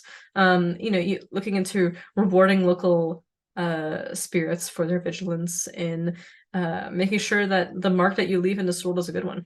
And that helps as well, because when negativity comes, sometimes they'll be eliminated not by your own spirits, but by these matrices of relationships, because they don't even let it to pass. And that is, you can have all the powerful, armaments, as it were, and spirits in your court, but like, what if you're just an asshole to your land? Like in that way, like I think that sometimes I've been surprised by how much random things, nothing happened that I was warned ahead of time that it would come, and not only did nothing, my spirits say like, oh, we didn't accept this, like it wasn't us, like we're not going to claim false credit for this, and it was something to do with my land that had actually done that for me and had averted the bad fate. I'm not talking about like a curse coming, I mean just like a negative situation, and it was completely undone by the various spirits that I regularly feed, including spirits of the dead whose graves I clean. I go in there and I wash them and I give them shots of rum and everything, and I put some pennies and coins and cigarettes there, and I come back every few months, and some of those spirits really stood up and took care of me when I wasn't actively working them, and I'm so humbled and moved by that, and I always want to strive to do better. Definitely, like the how holistically the strategy of integration into the land has kind of influenced every facet of your practice, and in some ways is of course a necessity, but in other ways it's just a really cool template to build off of for people who haven't done that before or thought about it in that way, because what you describe is way more thought out and developed than what I see a lot of people doing. So mad props for such a thing. Thank you. And you both of you had experience with both of you coming to where I live and me plugging you into this matrix of relationships by vouching for you, and you had some pretty intense experiences as a result, in terms of just the luck you experienced here when you visited, when you've moved, and the sheer ability for fascinating materia, interesting things to come up, good relationships, good meetings, good friends. It's wonderful. One of the as a related note, as you mentioned, just cleaning the graves, one of the ones that I wanted to mention is definitely the pop on Find a Grave, the website, and be like, I live here, let me fill out the requests in the help me find my ancestor's grave section if you happen to be near that graveyard, because not only will that get you very familiar with the place very quickly, but you are in some ways brokering pacts for veneration into the future for these like random spirits of the dead with their own descendants. So another good way for them to give you some benefits from the other side, to be like, hey, you really hooked me up with offerings for the next like however long, thanks for that one. Yeah or like if they have the same name as you, and it's not you but the name is the same, there's so much that can be done there in terms of like testing your protections. Like decoys aside, there's just so much that can be done there to ensure that not only can you reliably vouch for your own magic, but other spirits will actively invest in protecting you by contagion. Definitely, it's pretty good. And also the it's pretty good, yeah. If if someone who has the same name as you, they have lived a, what, not to post, but it's like, what does it mean to live a John Smith life or whatever pseudonym? Well, Oh they've my done God, we're doing the Plato now. Yeah, we went through Aristotle, we did Marcus Aurelius, we did Zeno of Citium, and now we're in Plato. Let's go. it. We're doing the whole gamut today. Yeah, literally. The whole The philosophical gang menu. is ready. The gang is back in town. I was gonna say one last thing. Speaking of testing your shit, can you please? We've talked about scrying the faces. Like I was gonna do a whole thing on that. No need. Like we know it. We've been there. You know, seeing faces in water and oil and smoke and dreams. Okay, we've talked about decoys. Can you tell us the thief story? Because that to me is such a flex, such a proof of your magic working. Oh man. Yeah, so to make a long story short, I go out to my car one morning to go to work, and I find it broken into. Like the whole interior of the car is in disarray. Like someone's torn up the glove box and all this other nonsense. Um, they didn't steal anything of value, which is the interesting part. It was like some quarters that were in the middle, despite there being like new textbooks and like things like that in the back that would fetch a pretty penny if you were to sell them to like a Mhm. secondhand book retailer. Um, so I'm like, you know what? Nothing of value was taken. This is really annoying though. So let's test some anti-thief magic. So I try this one technique that's like to get a thief to return. That involves drawing a figure in chalk on the ground, um, where at the location where the theft has occurred.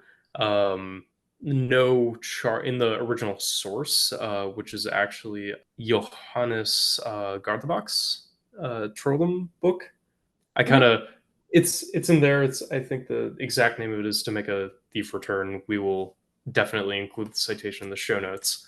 But I kind of dressed it up with additional oral charms and some of my own things at the suggestion of spirits, and they're like they will come back to this place within a timeline of like a few days. Mhm. So I'm like, all right, cool, go about my business. A couple nights later, I hear a commotion outside in like the parking lot. So I look out, and there are these two guys riding around these like motorized electric scooters and things like that, and just causing like a ruckus. And I'm like, okay, whatever, dude. Like, have fun. Not gonna bother you if you aren't bothering me. One of the guys proceeds to, I hear like a bang outside, and look out to see this guy sliding across the pavement, just like eating mad shit and getting like really hurt, and landing Mhm. exactly on top of the chalked figure to make a thief return. So he was like paranormal activity dragged by the feet to where the chalk figure was. He like flew over the handlebars of his like scooter thing and just got like chucked. And I'm like, And you looked at him with like the zoom in from a Shakewell video, and we're just like, yes. it's you. Yeah. And I'm like, your links are mine. Yeah. Give me back my quarters. Yeah, right. I'm like, give me my parking meter money. That's awesome. Oh my goodness. Mhm. You caught him. You Yeah. caught him. You know, you went so this is not just awards. This is like preventive measures that were taken after the fact. It worked. Hmm. And they haven't been back since, so I will take it. There's something to be Amazing. said for the deterrent effect of paranormal spoke through the bicycle wheel, as it were, causing you to go flying onto some pavement. Well, there you have it, folks. This was such a fun episode. Thank you, gentlemen. I really appreciate the Mhm. wisdom.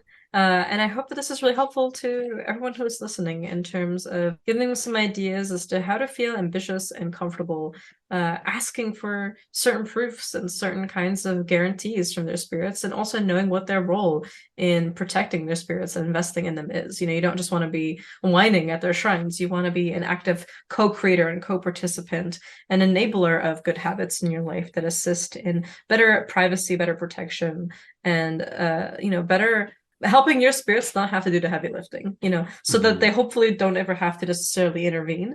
But if it comes to it, that they have their own scaffoldings within the city, within other things that you've made, within tools that you've made for them and given to them, that are elected or that astrologically, or that are created through various particular kinds of ceremonies and the traditions that you practice, so they're armed and ready, and that way so are you. And so you can stay strapped, as Key said, but you can also, with your dwarven make armor and your curved sword, but you can also move forward with a lot of dignity and ease without worrying about things. Because when it happens, you'll be calm and you'll be able to divine and you'll be able to make through with it in ways that are, if something was supposed to be, let's say, 80% bad, it's now 15% at most by the time it's gone through all those things. But usually it'll just fizzle out and be zero.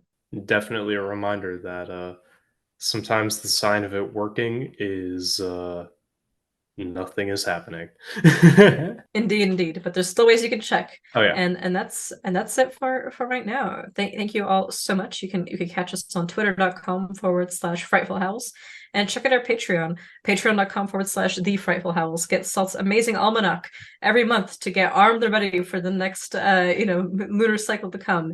Get access to our Q&As. We can ask us personal questions like these, or anything that really comes to your mind, including magical advice and workshopping, and we can get back to you. Get access to our show notes with all the different things that we include in each episode, as well as plenty of other goodies that come with just all the fun stuff we have prepared for everyone. And please do, if you get a chance, rate us on Spotify, Apple Music, wherever you're listening. Give us a like, a subscribe, whatever it is that the particular platform allows you to do. It helps us get on the algorithm, and it helps us immensely just to have the feedback. So we really deeply appreciate the wonderful outpouring of support you always give us. You can find me specifically at Dragon Cunning on Instagram, and let me know what you think of the show or any of the particular episodes that you've liked. And with that said, our Akashic records. All right, I'm just gonna say mine ahead of time immediately. Okay, I'm just gonna go for it. Mm-hmm. It's God's Favorite by Megan Thee Stallion. Oh, yeah. I've wanted to do a Megan from the beginning, because we referenced her in episode 1 for Megan the Horsewoman and the Megan the Toad Witch. Yes, so it's God's Favorite because of the line, I'm not saying I do voodoo, but I got the magic. Anytime they go against me, shit gonna end up tragic. They hating hard, but I'm praying even harder. The way he answered got me feeling like I'm his favorite daughter. It's like, I just wanted to read that, just reading, not even rapping, just reading, so because it is so good. And every time I listen to it, I just do a little fist pump, because it's, that's how you're gonna be once you get your protections up and going. They hate hard, you pray even harder, and God answers like you're his favorite daughter. Go Megan, I love her.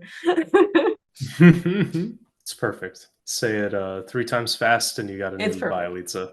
Literally. And yeah, my Akashic record for the day is Devil is Fine by Zealand Ardor. I love Zealand Ardor. Mm-hmm. Very Little fun one live gotta play. hit my warning. Yes, thank you. That's exactly the one. Yes, that's exactly the one. Yes, so sing it. And this is such a good one. My favorite, one of my absolute favorite all time, just kind of songs for when you're getting really dark with your magic, is definitely, there's something very beautiful about Blood in the River as a cursing track. Mm-hmm. I think for this one, Devil is Fine is Devil is Fine is perfect, because I can't do him no wrong. Mm-hmm. He gonna forgive my sins. Indeed, the devil is kind. The devil is fine. Yeah, love it. Awesome. And what license to depart have you chosen for today, Key? Today I have chosen a bit of an exorcism, a bit of a curse, if you will. How to protect yourself against a particularly adversarial spirit when they are strongly misbehaving in a conjuration, which is the curse from the Ars Goetia. Oh, awesome. Oh, I see what you mean. Yeah, so being proactive with your magic, well, it's good to give the folks a particular license to the part that is actually a charm in and of itself. All right, so here we go. Now, O thou spirit, since thou art still pertinacious and disobedient, and will not appear unto me to answer to such things as I should have desired of you, or would have been satisfied in, I do in the name and by the power and dignity of the omnipotent, immortal Lord God of hosts, Jehovah Tetragrammaton, the only creator of heaven, earth, and hell, and all that is in them, who is the marvelous disposer of all things, both visible and invisible, curse you and deprive you from all of your offices, your joy, and place, and do bind thee in the depths of the bottomless pit, there to remain until the day of the last judgment, I say into the lake of fire and brimstone, which is prepared for all rebellious, disobedient, obstinate, and pernicious spirits. Let all the holy company of heaven curse thee, the sun, the moon, and stars, the light, and all the host of heaven curse thee. I curse thee into the fire unquenchable and torments unspeakable, and as thy name and seal is contained in this box, chained and bound up, and shall be choked in sulphurous and stinking substance, and burnt in this material fire, so I, in the name of Jehovah, and by the power and dignity of these three names, Tetragrammaton, Anaphexaton, and Primumaton, I cast thee, O thou disobedient spirit, into that lake of fire which is prepared for thee, damned and cursed spirits, and there to remain until the day of doom, and never more to be remembered, or before the face of God, which shall come to judge the quick and the dead.